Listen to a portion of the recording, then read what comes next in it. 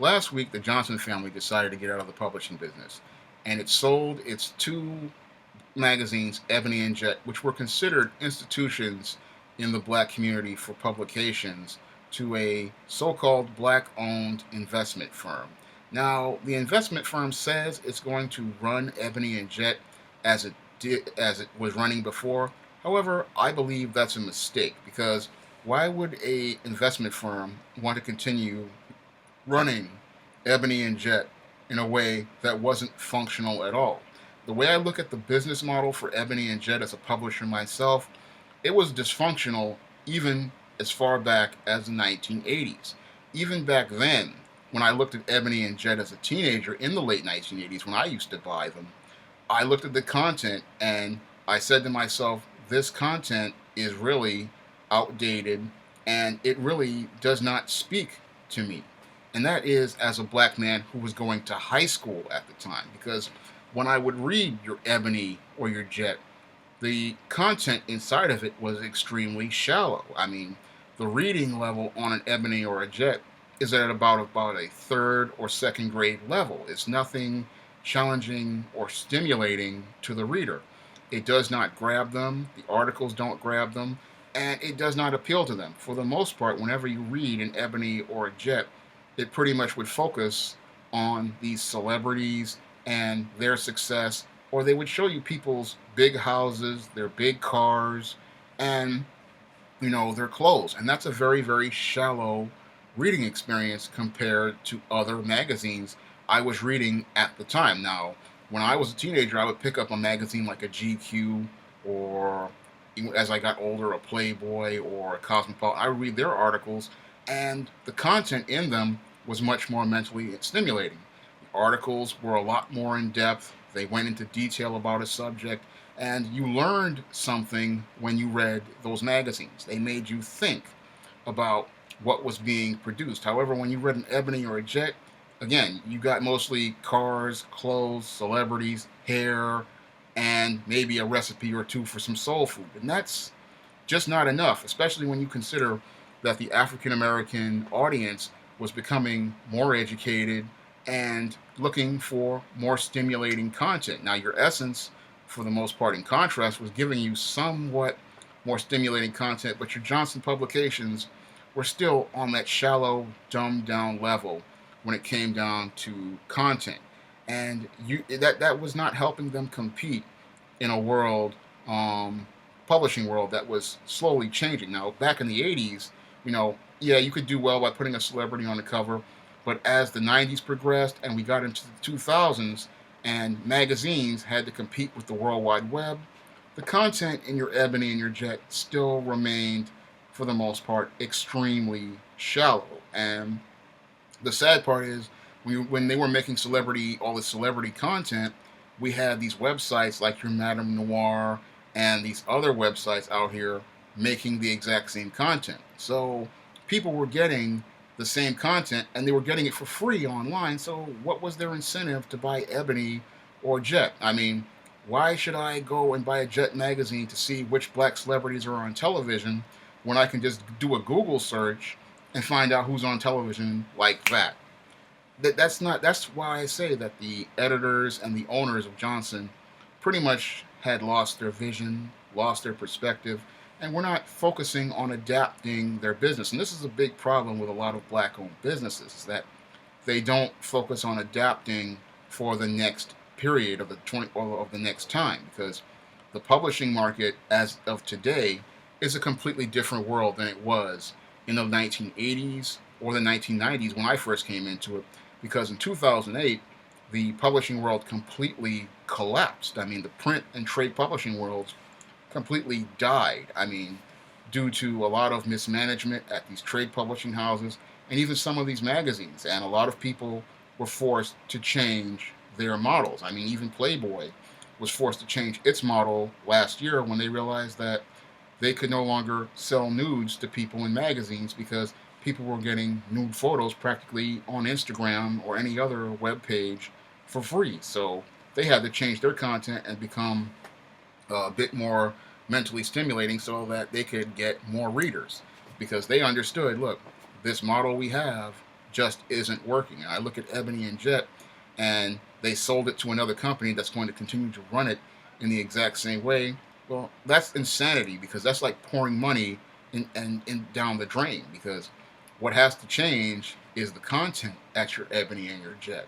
Over the last couple of decades, it's been archaic, obsolete, and out of date. Nobody with a college degree or even a high school diploma wants to read dumbed down articles about celebrities and what they did. People want to read hard content. They want magazines that talk about things like what Barack Obama has done for the Negro, such as your David Carroll series, where he talked about no hope, no change for the Negro. Now that, if that was a magazine article, people would go and buy that magazine. And if you talked about other cultural issues in the African American community, such as the African American fantasy and science fiction out there, and you put Chadwick Boseman on the cover in his Black Panther costume, that's going to stimulate people's attention and make them want to buy a magazine. Or if you talked about the African American goth subculture, culture that a lot of people don't know about, and because nobody knows about it, they're going to see those goths on the cover, and they're going to go, wow, they're a black goths. They're going to want to go buy that magazine because they see the content on the cover, they see it unique, they see it special, they see it distinct, and they see something worth reading inside the magazine. However, your Ebony doesn't give you that. Your Jet doesn't give you that. And even with new owners, it's still, not going to give you that. It's going to give you the same nonsense. That's the approach that was given. And the whole thing is that we have people in charge of controlling the black image who really don't have a vision for the black image. And because they lack a vision for the black image, this is why these magazines are in their state, in the sad state that they're in. And it looks like to me the direction is still going to go nowhere, because if you don't have great content that excites people, stimulates people, and gives them incentive to read something, then they have no incentive to pay $4 or $5 for a magazine. I mean, I look at the publishing marketplace, and you really have to understand who you're competing against. If you have a $5 magazine with fluffy, shallow content, it's not going to compete out there when you've got guys out here like myself who produce ebooks filled with substantive material like the Simp Trilogy for $2.99 or $3.99, where that person can get a whole host of information that they want to use, versus a whole bunch of pictures of celebrities and sweet potato pie recipes. They want hard content. When you're buying a magazine, you want something hard, substantive, and you want information that you can use. And that's not what people got from your Johnson Publications. And that's why they struggled for so long. And nobody still at Johnson Publications understands, why their magazines failed, because their approach to publishing, needed to change. They needed to adapt a long time ago, because in today's competitive marketplace, you really need to have people need an incentive to go buy your content, whether it be magazines, whether it be books. You have to have something that they want to read, and people don't understand this about publishing, is that reading takes a lot of time, and you really have to have something strong that people want to read. People aren't just going to buy your magazine because it's a black magazine or a black-owned magazine. They want a magazine with rock-solid content every month that gives them a reason to buy it, and not only buy it, but tell their friends about it. Because in publishing, it's about selling the word of mouth, and that was something Johnson had taken for granted. His descendants took the Ebony name for granted, and they thought they could coast on it, not thinking that, the world has been changing, the content is changing, and in this world where we have to compete with the World Wide Web, ebooks, blogs like the one I run, www.shawnandjames.blogspot.com, people have a lot of options, and a lot of those options, for the most part, are free. And if they're free, they're going to go with those and get the information they want. When they do that Google search, rather than run down to a Target or subscribe to this magazine, they're going to get their information and keep it moving. And that's the sad state of affairs of today's publishing world. People want their information, and they want it quick.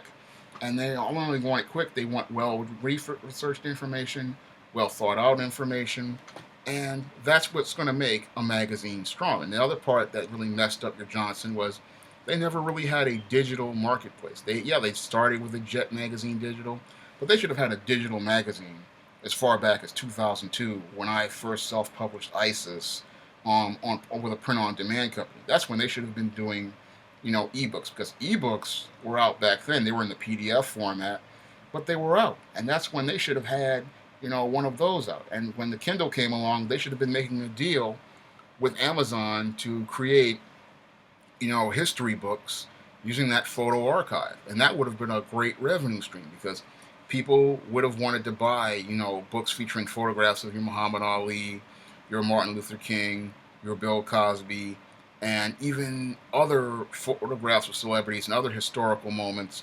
They could have sold that as a history series similar to your Golden Legacy comic books, which are still in print to this day. But because the Johnson family had no vision to see, external products from their existing resources, they didn't know how to take the wealth that they had acquired to use it to build more income and revenue streams for themselves. Now, someone who's a publishing professional who understands publishing world, they'll look at it and say, look, you have this wealth of resources here. You have all these tools that could be revenue streams. I mean, again, like I talk about these ebooks are a big market. And if you understand how to, target that marketplace, you can reach a very large audience in a very little time. Because if you have the right content, people are going to find your content and they're going to tell their friends about their content. Um, Especially if it's got a big name like Ebony behind it. Now, you could do the Ebony Historical Series, the Ebony Civil Rights Series, or you could have done those are tools they could have done. But again, they had no vision, and they were sitting there spending money on top of money, and not thinking about ways of creating revenue using existing resources. They could have even done the Ebony Cookbook, where they took all those recipes in that whole archive of years of recipes that were published in that magazine, and turned it into an Ebony Cookbook, put it up on Amazon, put it up on Smashwords, put it up for maybe $2.99, $3.99, and that would have raked in money.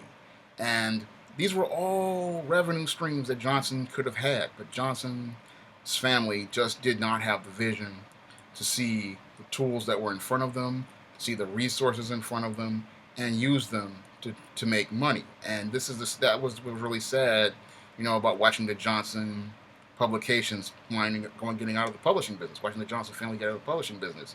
They just didn't adapt to the marketplace, and adapting to the marketplace really was not that hard. I mean, all you needed really was a laptop computer and a flatbed scanner, and they could have taken many of those articles, even if they weren't in the computer, if they were even in microfiche of the archives, and turned them into digital files and put that up on Amazon and, made money off it. They could even put it on their own server and made money for themselves. This was easy to do, but they just didn't do it. They were just sitting there looking for, investment from people, but people aren't going to invest in something unless you give them a reason to. An Ebony name or Ebony Media that does the exact same thing is going to lead to the same result, but a lot of people aren't looking at that. That's the problem with black business, is that they don't look to go in a different direction. I look to go in a different direction. I look at it and go and say, look, that hasn't worked. We're going to go in a different direction. We're going to go towards, different marketplaces, different audiences. We're going to move past these entertainers, and we're going to try to focus on making the magazine focus on black culture, and we're going to start exploring other parts of black culture, not the mainstream black culture. I mean, yeah, we put a celebrity on the magazine, but the celebrities aren't investing, in the magazine. They're getting their publicity, but we're not getting anything in return. Because I look at that part, and I say to myself, where were the Jay-Z's? Where were the Steve Harveys? Where were all these millionaires when this magazine was in crisis? They loved being on the cover of the magazine, but they didn't want to invest in the magazine. And because they didn't want to invest in the magazine that was actually promoting them and promoting their culture, they lost their cultural institution. And that shows me, how little respect and regard African Americans have for their institutions. As long as they're getting something out of the deal, they're happy about these institutions, but they make no efforts to protect and preserve them. And if you can't protect and preserve your institutions, then you have no way of teaching your history and your culture to the next generation. This is why our culture is pretty much messed up, because no one wants to take the time to protect and preserve, our institutions, our cultural institutions, our business institutions. and invest in them in a constructive way. When I look at this situation with Ebony and Jet and Johnson Publications, I can look at it from an objective perspective, a business perspective, and see where a lot of black people failed and they did not take this seriously. They just sat there and they took this resource for granted because if they were in the Johnson family, they thought it was just going to be there for the rest of their lives and this black audience would be there continuing to buy it. And they also thought that this publishing marketplace was going to stay the same, and that again they were going to take for granted this black audience. These black people were going to buy it because it was a black-owned publication and it was made by black people. Now thinking about what do you have to offer the black community? What do you bring to the table to the black community? That's what I think of when I'm doing my SJS Direct publications.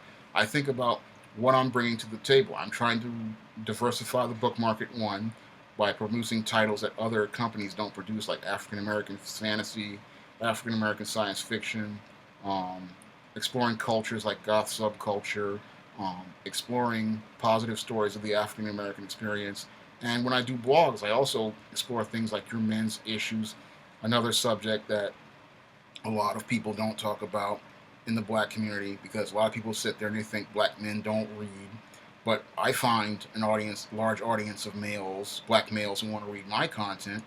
But this is something that Johnson didn't do. They didn't think about adapting to the marketplace, creating material that was a bit more substantive, a bit more more, as I see it, upscale to readers who want to improve the quality of their lives, people who want articles on things that are a bit more complex than learning how to make a sweet potato pie or how to build or learning about, well, Steve Harvey's brand new Lexus. People want complex, but they want more substantive articles. They want articles about, how to buy a house. They want articles on taxes. They want articles, like a lot of men want men's issues articles where they learn about the concept of simping, or they learn about um, why they shouldn't date single mothers. They want that type of content. They want they want richer content, and you can get that content these days online on places like my blog, other blogs, YouTube videos. But Johnson didn't want to adapt and give people that content. And sadly, I don't see, even with a new direction from a new company, they say they're going to run it the same way. You're not going to get quality content from your Ebony or your Jet. It looks like it's going to be the same dysfunction in a brand new wrapper when it comes down to Ebony and Jet. That's all I have to say for this video. You can comment, rate, and subscribe.